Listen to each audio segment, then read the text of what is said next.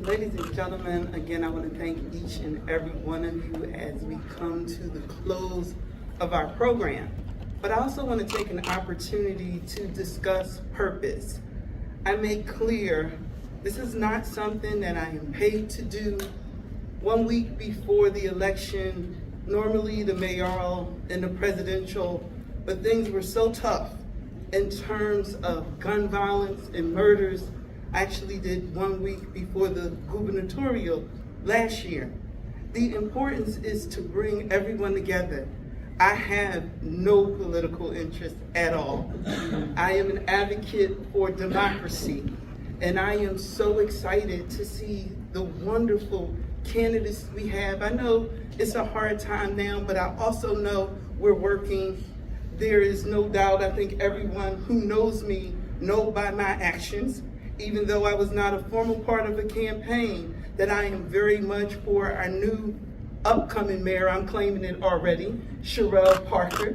Yeah. And I do believe she will be effective in addressing these issues.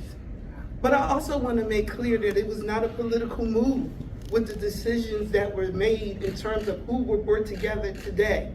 I believe in people before politics. And I understand that when it comes to gun violence, it will take Democrats, Republicans, and working families to get it done.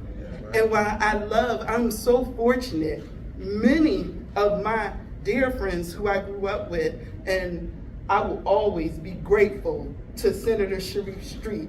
What you don't know is this man gave me my beginnings. I met him as a president in student government.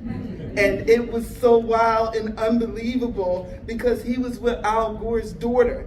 And he was coming to the school to speak, and we were like this. It's so funny, I laugh because I have a picture with him in my office, and we're so thin, and he has dreads all the way down to his waist, and I got this super short cut. But the friendships, the leadership, I look at the last 20 years of my life. In 2003, when Mayor Street was running for re-election, and I was so hyped. You know, back then, they called us non-traditional voters. I think they're millennials now. I'm gonna tell my age. Okay, I was 30, right? Everybody thought I was 25. But anyway, we really made a difference, and it actually shows in our voters file. If you take a look at the increase in voter registration and the people who get out and vote, that had a lot to do with the work that Senator Sharif Street, myself, and many others were involved in. And along this 20-year journey, I have met some of the most amazing people. One of the things that I'm clear on, as a person who is people before politics, it is the importance of a state-of-the-art forensic lab. Here's my 4 reasons why. 1, I believe more criminals will be brought to justice. 2, I believe more families will receive closures. And I want to thank you so much, Brother Stanley, for the work you and your team are doing. I think those are 2 very critical things, but also an invaluable asset being placed in the toolbox of our Philadelphia Police Department makes all of the difference in the world. And also that ability to provide the district attorney's office with the evidence that they need to help with sentencing. It becomes a win-win for everyone. So I actually have a call to action. Tomorrow is City Council. There's a brother in the audience. I know he wanted to pose a question. And while this program closed out at 12, for those who are focused on solution-oriented action, I got this space for many hours. It's not over for 12, at 12 for me. So I'm hoping that you can stay and that each of you who are available tomorrow to come in front of City Council and discuss why it's important to you for us to have a state-of-the-art forensic laboratory. Now, I did a 3-part series podcast. One of my friends is interested in building that forensic laboratory as well. But again, people, before politics. I'm looking at the integrity. My focus is on the people. And I believe that if the transparency is there, because what we need is a laboratory now, not a laboratory where we get it years later because deals have been cut. We need it now. And so we, the people, should have a vested interest in understanding who is the best candidate. Who is the best candidate? And we should make clear by just allowing our voices to be heard that we're interested because we want everyone to come together regardless of party affiliation, and we want to move as quickly as possible to get these unsolved murders addressed to help bring criminals to justice.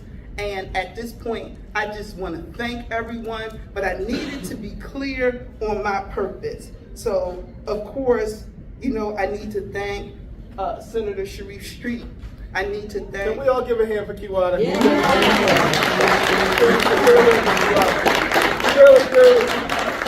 Never goes there and say, but she does this work. So when it ain't good for her, she does it from her heart.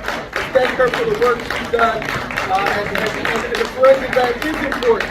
She's advocating for it.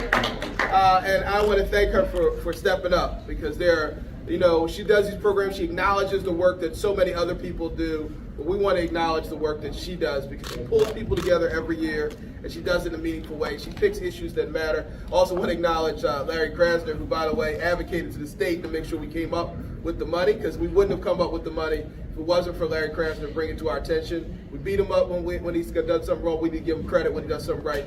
But I do want to say that these programs don't happen.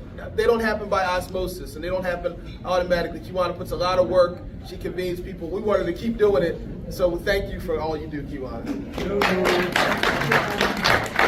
And thanks to Councilwoman Gauthier, thanks to Keir Bradford, thanks to all of our special guest speakers that were on the panel, thanks to the participants in all of our fireside chats. Thank you to our sponsors. Thank you to the Independence Visitor Center. Thank you to the support team, Mame Mensa, Wanda Davis, Kelly, Codwell. Thank you. This couldn't happen without you. And most importantly, thank you for each and every one of you who took the time to show up today. So again, if any of you are interested in the next step in having your voice heard, please just stay. I have Mame and Kelly with me as well. We just want to take some names, and if you'd like to have your voice heard tomorrow and join us, please do.